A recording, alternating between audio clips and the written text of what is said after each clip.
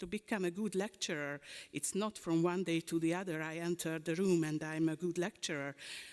I would say it takes you 10 years to be a really good, well-developed, or it depends maybe on the person, but many of these skills need time, like teaching, mentoring, developing yourself as a group leader, or investing into science communication. These are all important skills, but early to mid-career researchers in a precarious situation do not necessarily know where to invest their time and energy, because all this time they will take on developing their soft skills, will in a way take their time from doing research and getting excellent in research. So that's a challenge or a small contradiction between what is rewarded and what is not for them.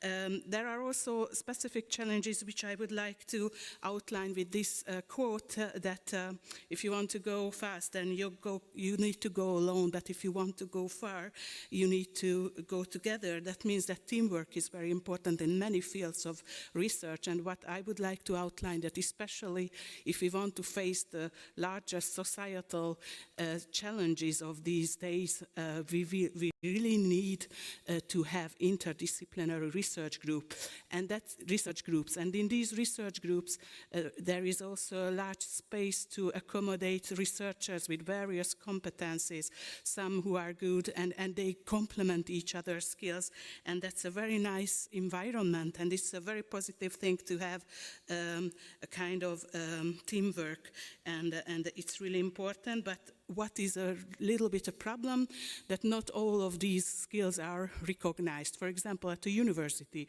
we need people who are excellent lecturers and can motivate all of their audience and the younger generations. And we also need, of course, excellent researchers who are not necessarily also good speakers or good lecturers, or not at the beginning. So we need all these, but not everything is rewarded. And this is why we need to change the academic research culture, and from the narrow definition of excellence, I would strongly argue to make it wider. I know yesterday I was in a Science Europe panel where it was outlined by one of the speakers that excellence should be defined on the basis of research excellence only, because otherwise we will dilute this definition. I strongly disagree with it, because as Phil also said, if we want to train the next generation of researchers, we need excellent, high-quality training for doctoral students and high-quality university teaching and lecturing. And to achieve this, we need quality control of all this, and also rewarding those who invest a lot of energy in these activities, and not only, or not necessarily only in research. And we are not good in everything. So nobody is good in all these research competencies. So, and there comes one challenge of the early career researchers with all this teamwork and the importance of competencies that complement each other. It's that very often it's hard to tell apart the success of an early career researcher or the excellence of an early career researcher from the group leader or from the excellence of the university or the place where they are. Because in the beginning of the career, if they are in an excellent research group, then maybe you are not able to see how they will perform later when they become independent and will launch their own research group. So in this respect, I would also outline some other challenges in which we will talk about, it's now working. So there is one other very nice metaphor I like to use for research, is that scientific research and academia is a marathon and not a sprint.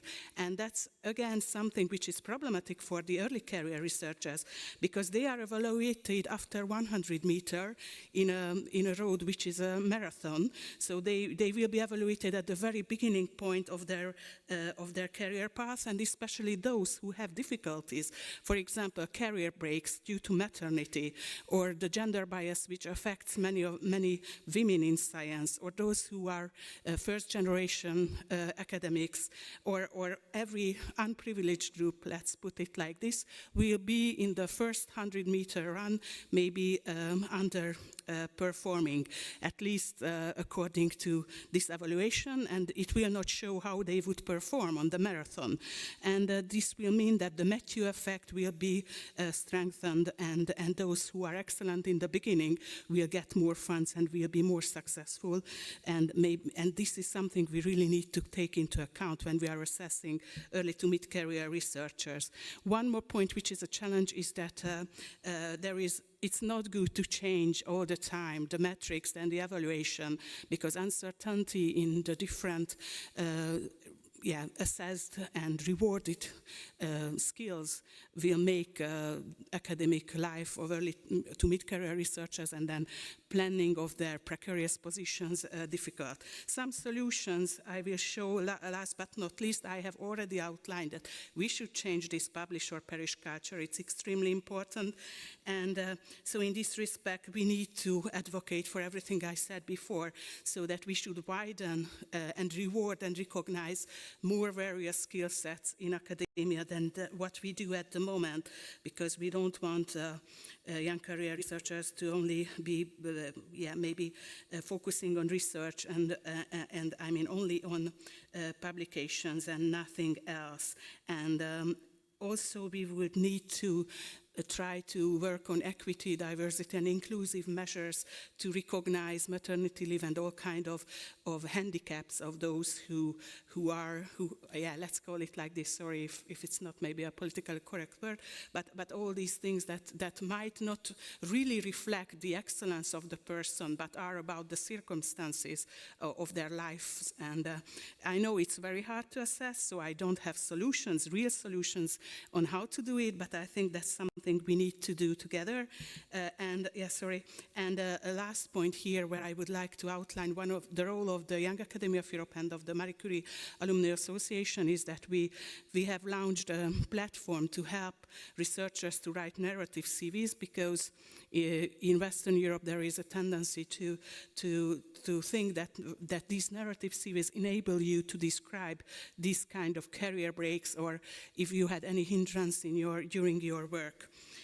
And so my last slide is about what to do to change the research culture, and what we need to achieve by the end of the day. So it would be good to have transparent, stable, and predictable and meritocratic evaluation criteria.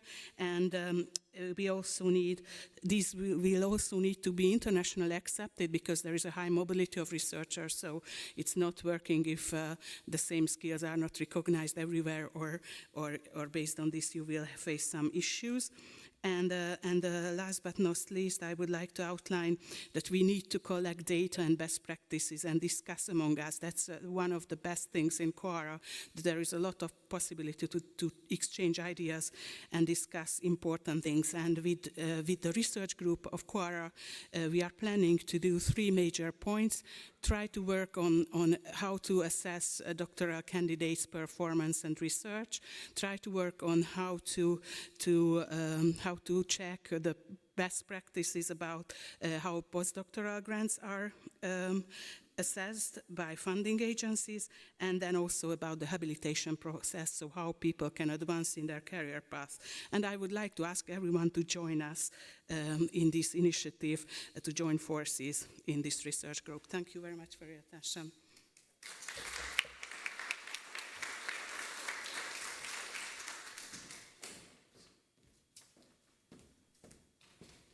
So let's see. Do I move forward? Okay. Good morning. The time started. So I'm here. I really enjoyed the previous speakers, but I'm here to talk about something more practical, because when we are talking about reforms in research assessment, what we all need and what we heard is we need information, we need data, we need perhaps indicators and metrics, but what we need is we need infrastructures that are going to be supporting it, but they're going to be listening to all of these concerns and see how we can extend and expand the infrastructures in an open way that capture all of these things. So we're talking about information, about evidence, about data, about all of these things. So I'm here, I'm representing an infrastructure. You said about a powerhouse in Europe, but what I'm glad to say is that open air started as very early on in 2008, but now we see many powerhouses in Europe and around the world with open infrastructures, and which is really, really great. Now, I'm going to present the paradox about infrastructures and how they can support the reform on research assessment. Is we are investing in open infrastructures very heavily around the world, but when it's about, so we're pushing researchers to do open science, everything in the open, but then when we are in the phase of assessing, then we rely on closed infrastructure.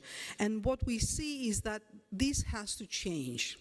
Now, I'm going to give you a few facts that also the previous speakers discussed about, because what it is evident is that the research environment is changing, okay? So why, how is it changing and how does it affect the infrastructure and the assessment? First of all, we are in the era of data-driven science, and I would say also in the digital, in general, digital-driven science. So everything is digital, everything is data, everything is big. Then we are discussing about the open science. So we are, as I said, we're pushing everyone to do open science, and then this is the mentality that we're pushing forward. Multidisciplinary. This is very important. Why? Because when we are the researchers and us as people, we are facing global societal challenges. And in these complex systems, we need to have multidisciplinarity. It's a must. Of course, as the previous speaker said, AI is the forefront, so everywhere is AI. AI in doing research, but also AI when assessing research. And then at the end of the day, we must not see research, the research ecosystem, in a silo. Research ecosystem is in very connections with industry, with the public sector, but also with the public. So what we need to see is this is the emerging research environment. Now, the infrastructures, okay, and I will be discussing open infrastructures because this is where most of the investments are made. So what we see now and what we observe in the open infrastructures is that we have research diversity capturing research. We are going beyond publications, data, software, models, methods, and everything else, samples, everything that is digital, we try to capture. These open infrastructures have the community, they're community-driven, and they are in the center. Why? Because what we want them to stay is to stay relevant. And this is important because if the research communities are building their open infrastructures, then the assessors of this community should be using this, okay? Then, of course, interoperability, because as I said, everything is connected, so we cannot have publication on one side, then data on one side, and software. We need to interconnect them together.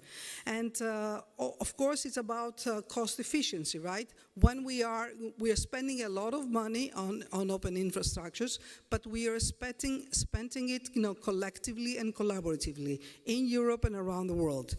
And I'm just going to go about, this equity, sustainability, and global collaboration. But what is true is that the numbers from 2023 on the European Open Science Cloud, as reported by the member states, is that we are spending $500 million almost, so far for this open science. The numbers from the EOSC Association, they are about 1.2 billion. So you understand that we are spending a lot of money on these open infrastructures. Okay, now, if you go on the other end, is how research, how do we currently assess research? We used closed and proprietary systems, okay?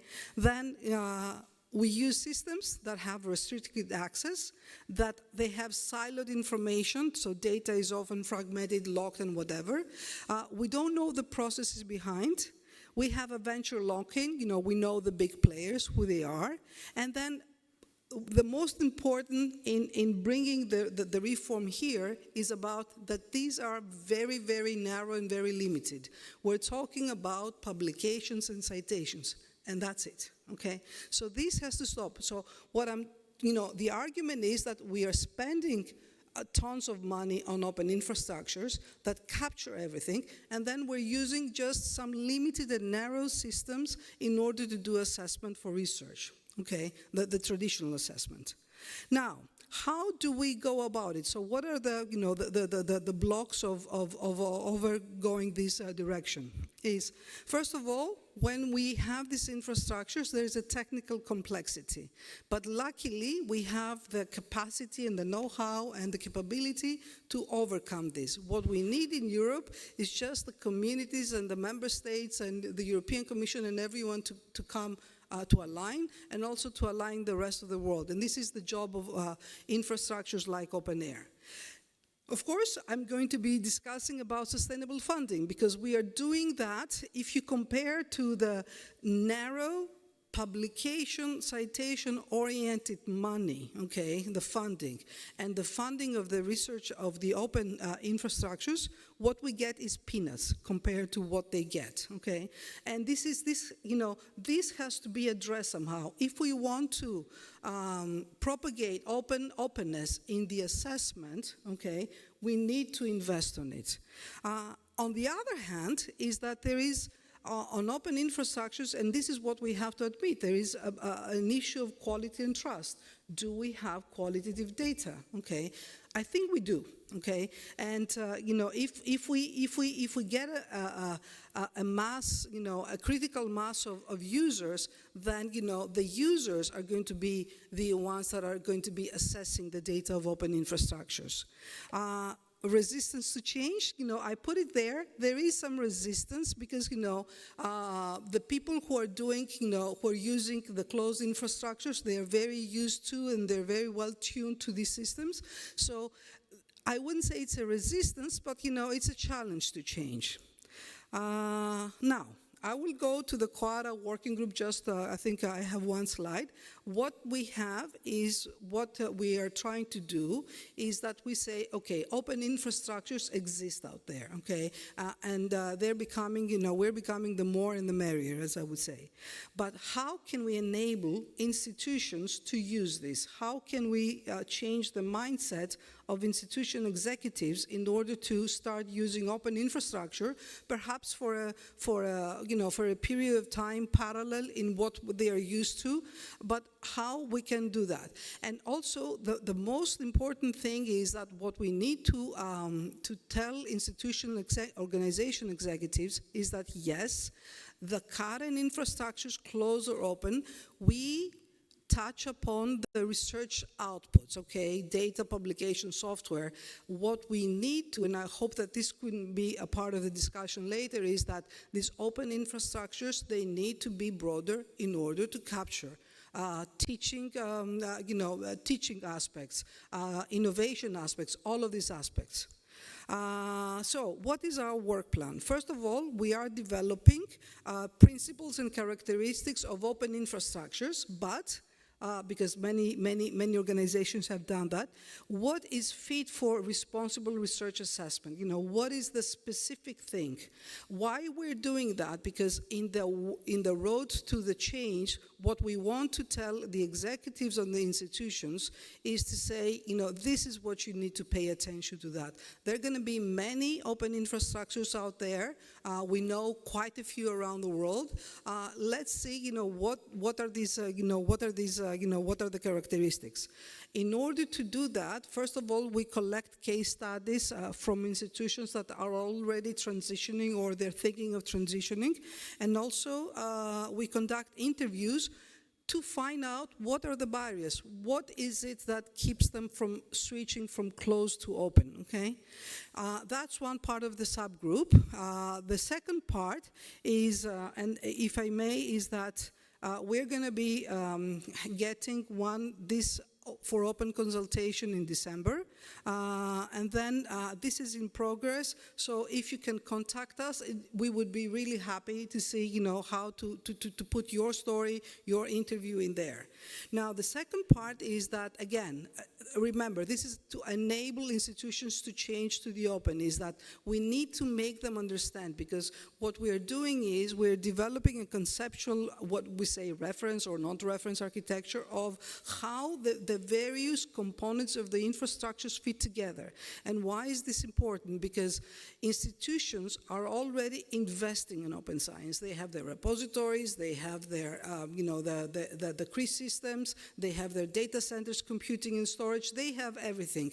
Or they link to the national one. So how does this fit together, at the institutional level, the investments they are doing, and how does it fit to systems that are around Europe or around the world? It's very important because what we see is that in institutions there is a group of people doing, the open science and the infrastructure, and then there is another group doing the assessment. So how can we educate them?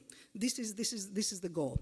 And then, of course, is to develop specifications, because we, as infrastructure providers, what we need is, we need to advertise our goods, right? But we need to advertise our goods in a way that is understood by the executives again. So what are the different, we're trying to come up with schema, and how can you describe a component of an infrastructure that is fit for our array? So for example, what is the update rate? What is the whatever rate? So we are going through this. I'm finishing, and see, almost on time, just about a minute.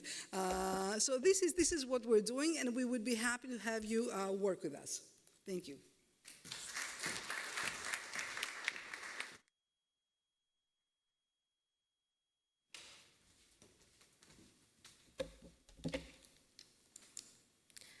Thank you, Natalia, for the very, I think, dense and honest presentation. And I think now I will focus on something much more specific, and that is peer review, and why in our Carrara working group, recognizing and rewarding peer review is very important. So first, I will start with talking about how peer review is being undervalued right now. It is essential for evaluating and validating research publications and proposal, but it is never really explicitly recognized and rewarded. And reviewing work is rarely or never included in performance review or research applications. Yet, we know that there are a lot of publications and experiments out there right now talking about the strengths and weaknesses of the peer review. Yet peer review is central to publication pressure. So as we have a lot of articles, more than 100,000 articles per day, I don't know how many of you even read 10 per day, that really affects sort of the reviewer fatigue. And we can see that as all the speakers had alluded before, the traditional practice in academia is that it is managed, peer review in Europe, or around the world actually, not just Europe, is managed by journals and book publishers in a closed and opaque system. And even in news, a lot of journalists are asking academic publisher or commercial publisher to respond to the reviewer fatigue, not the public institutions or research performing organizations, governments, or research funding organizations themselves. So now we're moving towards this emerging trend where there is a lot of support among researchers for preprint review, open peer review, and collaborative community types of peer review. So why should we do this at all? As I mentioned earlier, because of the metrics. So my background is in research evaluation and assessment, and I do this through what we call research intelligence. Now, very interestingly, research intelligence is a term coined by Elsevier. So Dave put this term in there. And essentially, research intelligence comes from the idea of business intelligence using publications, number of publications, scientometrics, citations to look into the performance of the researcher. So the peer review process is controlled by publishing company, and this growth of scientific publishing is placing a lot of burden in the peer review process itself. So one very interesting case here just happened this week is that eLife, which is a multidisciplinary biology journal, which is on par with Cell, Nature, and Science, have been removed from the Web of Science journal list. So they have a quite high impact factor of 6 and above, and they've been removed because of their decision to actually publish all the articles that are being submitted, regardless of whether or not it is accepted or rejected. So this very bold move have caused very significant change. So there is a lot of authors or researchers in China who actually stop submitting their papers to eLife. And eLife and Web of Science both are not backing down. eLife claimed that they never wanted impact factor in the first place because it is not about where you publish, but what you wrote, like what is it in the research publication themselves. So there is very clear tension between commercial publisher and also not only that they're a publisher, they're also metric provider. Their entire business model is based upon journal impact factor, calculating this opaque metric system in order to uphold scientific excellence. And so we also have another threat with this generative AI, which a lot of us mention, and how can we use it responsibly. And I believe that the future should be AI assisted and not AI driven. So there is a lot of sort of talks about how human and the machine should collaborate and what that would look like in the future. And so there is a call for more pilots and experiments, and this leads to sort of the role in our working group. And so the challenges that I mentioned just now is first, the closed nature of the process. Second, difficulty accounting for trans, inter, and multidisciplinary approaches. Now, everybody would tell you, and we do know that multidisciplinary approaches and interdisciplinary approaches, all these mixing of disciplines is very important. But if you would look at journals and scientific communities and the way they are organized, you will see that this is very, very difficult to achieve. And when you want to say, establish a certain kind of reform or changes in certain things, a lot of scientists will tell you that this is not applicable in my field, right? You are from the social sciences, I'm from the natural sciences, or physics and biology are two very fundamental different disciplines. And so we have very different culture, habits, and preferences. So integrating peer review in research assessment becomes very difficult because of all these lack of alignment and agreement between multiple stakeholders in the research ecosystem. And this is fundamentally, and even though we are at Erasmus University Rotterdam, we signed QARA, still there are disciplines in economics, business, and medical that says that it is very difficult for us to stop using metric altogether, because for us, this has been the objective measure for a very, very long time. And what do we risk? We risk throwing the baby in the bathwater as well if we say we want to discard metric altogether. So how do we balance between qualitative and quantitative assessment? And I feel that this is not being explored sufficiently right now. And so here within our working group, we have a lot of discussion and very, very interesting discussion and disagreement. And we try to put all this into our recommendation paper. You can scan that to read it in the first QR code. It is a very dense paper, which I will briefly introduce.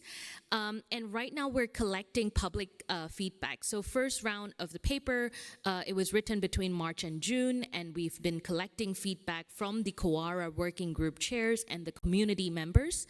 And now we're open for public feedback and consultation. And one of the main thing is that the first year it would be about writing and thinking about the recommendation, and then the second year inviting organizations to join us to pilot and experiment with these recommendations. Do they work? So if you would like to pilot with our recommendations, please scan the other QR code so that you can be part of the solution. And again, I don't think that change, Budapest is not built in a day. So I think change is gradual, and it's much easier to move mountains than to change human behavior. And I know that very well because there's a gym downstairs of my house and I paid every month, and yet I do not go. So it is very difficult to instigate cultural behavioral change, and yet that doesn't mean that we shouldn't stop like we should keep trying and keep talking about it and how important it is to implement and diversify different types of research outputs and research processes, because peer review here is important because it is part of these scientific processes. And so here I want to briefly talk about our recommendation paper. Our recommendations are aimed at 3 groups. So first, these are organizations that perform research assessment. Second, research organizations that organize peer review, and researchers as reviewers themselves. And we outline shared responsibilities for key stakeholders that I mentioned above, to recognize and reward peer review in research assessment for 3 output types. And these are scholarly articles, books, and funding proposal. The reason for focusing on these 3 types is because they're the most common intellectual products across all the academic disciplines. And in our recommendation paper, we focus on 5 criteria. First is openness. Second is credit and recognition. Third is infrastructure and training.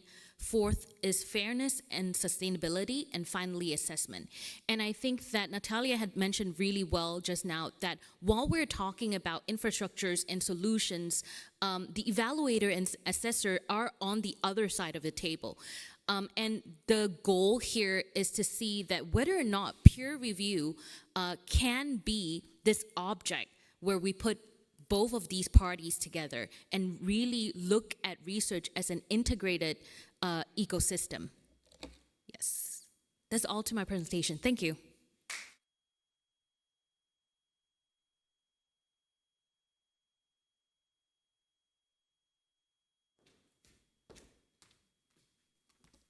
Thank you. Thank you very much. First of all, let me, in the name of the organizing institution, Hungarian Academy of Sciences, welcome you all here in Budapest, and we are really thrilled to do this, to have you here in our beautiful city, Budapest.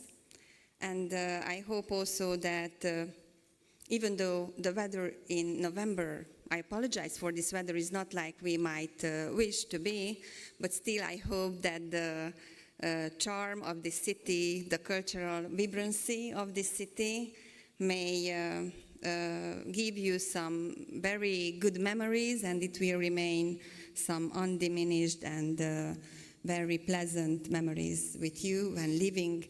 And please find your time to visit Budapest and just have fun. And now, coming back to Quora topic. As Erzsébet mentioned, today I'm here in my position of being the co-chair of the Hungarian national chapter of Quora. And as such, I am skipping now the 10 commitments of Quora, which we suppose that all of you have read and you live with it actually. And I would immediately enhance that national chapters of Quora are a pillar of efficient Quora commitments, of doing Quora and doing all our best. And these are some roadstones in our lives that we can use, and we can be more beneficial in order to serve our scientific community, scientific ecosystem. Coming back a bit, so let me say just a few words about the mission of our Hungarian national chapter in the context of national chapters. And I would try to make some steps further while during this presentation, and also to gather some comments, some results from all those forums which have been organized for national chapters as such. So coming back to the Hungarian national chapter, our mission, first of all, is to get together and to align and harmonize all the efforts that our different institutions in this country dealing with researchers, with researching policies can have, and to initiate a discussion and an exchange forum to establish the state of the art of research assessment. So the evaluation, and if we take this look in the mirror of how we look like today in a research assessment system, this evaluation will help us to assess all the needs, all the external factors, and all of other obstacles that we face while doing our job as an institution when implementing institutional changes. So the main focus of our national chapter when gathering together is coming back to more practicalities to develop such a database of tools that can help our partners, our members in COARA, and also our associated members, because we are very open to welcome not only COARA members, but also everybody in the country who is interested in these commitments and arrangements. So we would like to develop a database of tools and to make up some mechanisms that can help that can actually fill in all the gaps that institutions are facing in their everyday research assessment practice. So as such, for example, we also aim to develop the national bibliometric database, which is called in Hungarian MTMT, that is a basis for Hungarian national research assessment. And we hope that via these discussions in our current national chapter, we can also stand up with some very beneficial proposals, also for governmental and also for the ecosystem stakeholder institutions. So as such, we usually, while getting together, we share our good practices, optimize resources, since resources are scarce, and then when taking about a look on the working groups of the COARA, we between our colleagues, but especially the Hungarian Research Network, is very much involved in taking part into different working groups, and then we come together, we share all these results coming out from the research groups, and thus we can have a kind of optimization of our resources. Now, about the structure, how do we look like? This is a very wide portfolio of institutions coming together in our national chapter. As you can see, we established our national chapter on the 8th of November 2023, and today there are 14 members in this COARA national chapter, including the main stakeholders of the Hungarian research ecosystem. Having among the Hungarian Academy of Sciences, a 200 years old institution, again, the Hungarian Research Network, which is the most famous and renowned research network in Hungary, and the main universities gathering together in this COARA coalition. Is very good to see them there together. And besides, we also have some other associations like the Grassroots, the Young Academy of Sciences, and also libraries coming and joining us in our work. Let me just put here up on the basis some challenges and opportunities that we face in this Hungarian national chapter, but not only here. While walking around in different forums, we could see from the other national chapters as well that they, all of them faces with the challenge to create somehow added value to the national ecosystem. And it's also characterized by the diversity of actors. So this harmonization is really a must. And also the traditions differ. So moving away from metrics is also different from discipline to discipline. So this benefit should be taken in. And we also face the overemphasis of university rankings, both from universities and politics sides. So this is also a must we should do, we talk about. And communication, of course, is a must we we need to focus on. Getting started from these challenges, although there are some very beautiful opportunities we can actually satisfy. So the diversities of actors makes us to understand better how we live, how we do our everyday work, how we practice.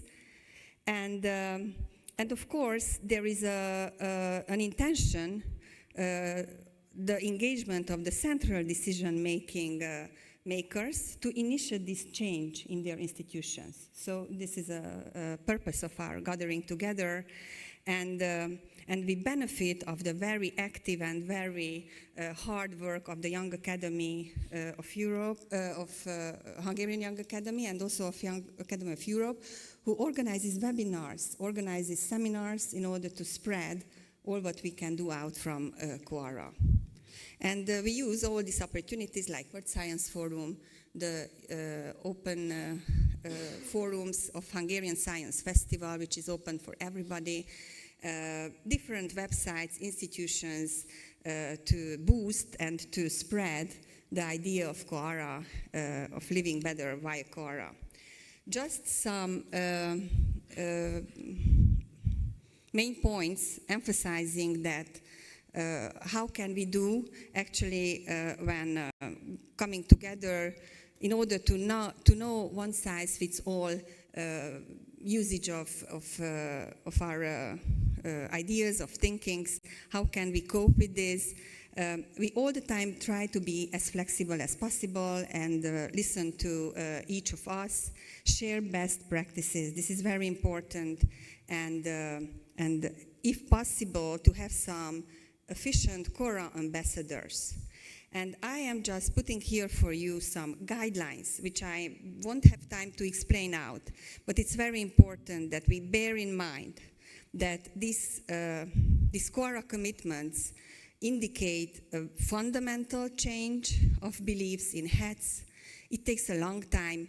We need to talk about a lot with our researchers, with our institutions, and it needs broad dialogue in academia to understand why is the mission, why are these concerns, why it cannot work actually, and try to make the balance to give, as Katalin, as my colleagues all today said, to give room for ideas and bring together every good practice so that we can learn out of that. And of course, it's very important to have good leadership in academia, leadership that understands the meaning of Quora, the importance of Quora, so that we can make our steps together further. Thank you very much.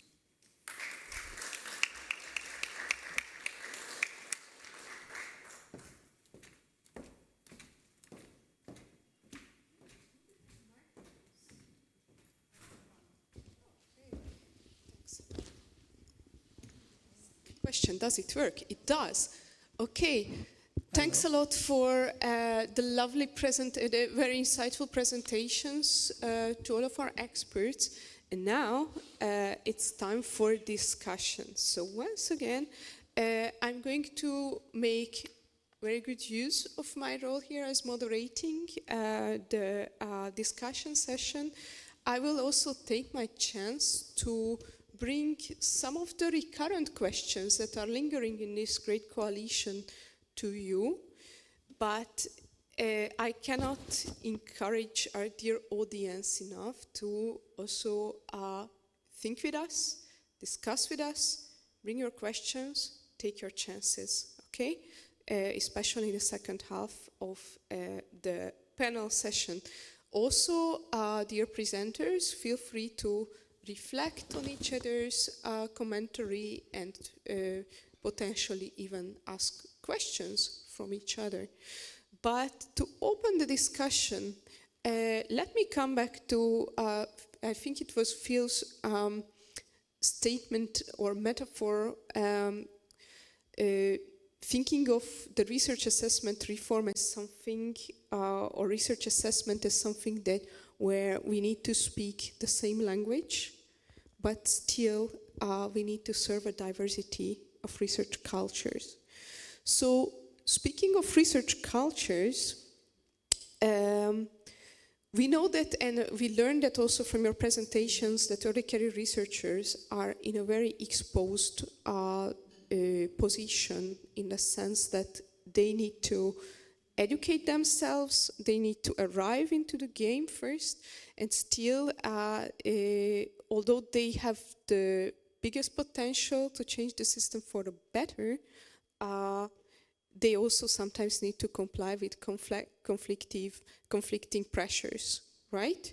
Being progressive, being innovative on the one hand, but also play the prestige game or publish and perish game on the other, sometimes forced by their institutional realities. Katalin, I'm asking you as an active researcher, but also as somebody who has a European perspective through the Young Academies of Europe. So if you could share a little bit on whether you see special flavors of this sometimes conflicting pressures early careers researchers are facing when it comes to research assessment reform, whether you recognize any regional or national special flavors in this double pressure. And I'm giving the mic back to you. Okay. So thank you very much. So within the Young Academy of Europe and also with other stakeholders, when we are publishing, we face the issue that in the western part of Europe, I would say, and in some countries, this whole reforming of research assessment is much more forward in a later stage. So Hirsch index should be forgotten. You should not put any impact factors in your CV, and that the cultural changes are already there. They are already asking for narrative CVs, while on the same time in EU 13 countries, very often the impact factor-based recognition is still persistent. So that's a conflict, because if some Western European researchers want to publish with me and they say, or with some, so inter-regional publications, it's a problem, because in some institutions, research assessment is still based on impact factors in Eastern Europe, while not in other regions.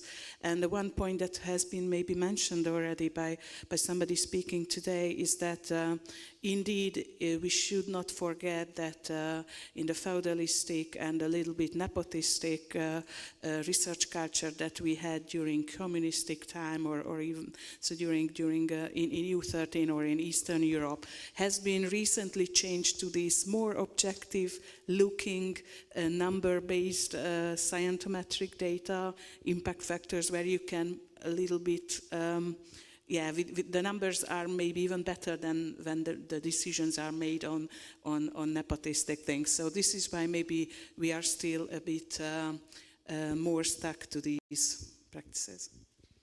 Thanks a lot. Which takes me to the question to Andrea. Andrea, so on the one hand, coming back to the translation, we see that there are certain traditions when it comes to regional, national traditions, when it comes to research assessment. There is also European momentum, and core national chapters are in a very, very specific, precious position to make the transitions bidirectional. That is, to bring European emerging good practices to the Hungarian institutions, but also to bring Hungarian good practices, organic solutions, reform efforts and so on, back visible to the European level. So how do you position the national, how do you see the role of the national chapter in this respect? Thank you. Yes, indeed. So there is a vice versa connection between the national chapter activity and the European level activities. This summer, organized, for example, just to say an example, set an example, this summer it was organized an international fora in Katowice, where our colleagues from Hungarian Research Network were the main coordinators, and together with 4 other national chapters come together and raised some high interest topics, like how to address national authorities, how to make us more clear, how can we collaborate in these best practices, how can we approach our national bodies to get them to understand the importance of Quora. So not only that we discuss in our groups the best practices and that we try to share all our thoughts to do the things better, but also this could be put there forth and on the European level be understood by the policymaker, the high-level policymaker. And of course, the system-level view is very important in this aspect. Thanks a lot. Okay. Speaking of actual Quora implementation, I highlighted in my short introduction that Quora is something very concrete in the sense of member organizations commit to implement the changes. They also commit to share their progress in doing so by what we call the Quora action plans. We see a growing corpus of action plans, and I know that the Hungarian national chapter supports this exercise. And we also see that many of our members seek opportunities in their action plans to give institutional support to reward peer review practices. This is a very important, moving to qualitative proxies. This is an important movement to make. Tung Tung, my question is to you. If you could give a piece of advice to any research performing organization who seek to reward peer review practices of any kind, what would your advice would be? I think my advice would be think of a model which what I like to call pilot, evaluate, and change. So that's what I try to do at Erasmus University, where in different disciplines, we try to find volunteers or schools to perform this in a research group. And currently there are a lot of career assessment metrics. So we have the Norwegian career assessment metric, we have the Open Science career assessment metrics. We also encourage our groups or institution to sort of adapt these frameworks into their own realities and see how they can be assessed. And so narrative CV has been really well developed right now. And in the Netherlands, I see a lot of people referencing our reward and recognition program. And we have a biannual meeting there where we also showcase the results of these pilot and really discuss what does it mean. And one of the things that I want to mention here is that Utrecht University has a very, very good, you can all look it up, a very lotus flower model where they reward teaching, research, leadership, patient care. A lot of that is thinking about what are the profiles. If we talk about excellent, what does excellent mean to you and to me might be very, very different. And I think Pil mentioned a lot about values. What we're trying to do right now is also look at our values and see that whether or not these matrix and criteria that we've developed reflect those values. Because if it doesn't, and it reflects the old traditional values of excellence, which is publish or perish, then they will not be included. Yeah, so that would be my advice. Thanks a lot. Before I switch to the next question, just a note to the organizers. Okay, so it seems that our time frame has changed a little bit, but we need to finish the panel much sooner than I would have expected. So I think I will just ask last two questions, and then we can give the floor to you to take a couple of questions from the floor. However, let me encourage you to make good use of the coffee break in continuing the discussions. So, okay, speaking of peer review, a very important success criteria of the reform is to capture not only outputs, right, to move away from the excessive quantifications of outputs of all kinds, but also capture activities that researchers are conducting for high integrity, for open science practices, for reviewing practices, and so on. And my question is to Natalia. Natalia, it it seems to me that it's extremely difficult to make those activities captured in databases that are used for research assessment. So if you could touch upon your experience about that. So yes, thank you. So currently, what we are capturing, as I said, in open infrastructure is mainly, the input is that who is doing what, how many projects they get, and then the output in terms of data, publication, software methods, and so forth, and plus the citation, because this is what is out there. Now, there are many initiatives. So I know that there is a peer review thing that is now. It was an open initiative, and then it was bought by somebody, by some commercial company. Yes. Exactly. So this is what I said is, in the beginning of how we can fund the public infrastructure, because if that infrastructure was not funded, then of course, somebody is going to buy it. But the thing is that we have the tools. It's just that, do we have the willingness to cooperate? Because we have ORCID. ORCID has many ways that you can put for a researcher to put their what they believe is as a service to the community. So we need to work with ORCID, for example, in order to see how we can structure better the ORCID profile. There are the CRIS systems at the universities. The CRIS systems are, they could support a plethora of all of these activities. And it's not just open peer review, but also it's about, the practices. Do I engage with citizens or the public in a project? Do I do clinical trials? Do I, there is a lot of work. What I would like to mention is, I would like to mention two projects. One, we are involved in, the other, we're not, is Opus. It's a wide area project from the European Commission, where they are looking into this, how we can capture in terms of indicators all of these things. And what we're doing in Open Air in Graspos is we are testing out now a new profile. This new profile is, we have designed everything, and it's about getting information from wherever we can, ORCID, Open Air, CRIS systems, all of these systems. Then we will allow researchers to put information there, and then what we want to do is to have a set of templates that somebody can get for the narrative CV. So what we would like to see is to have this service out as a pilot, okay, in order to test out all of these ideas that we're talking about here.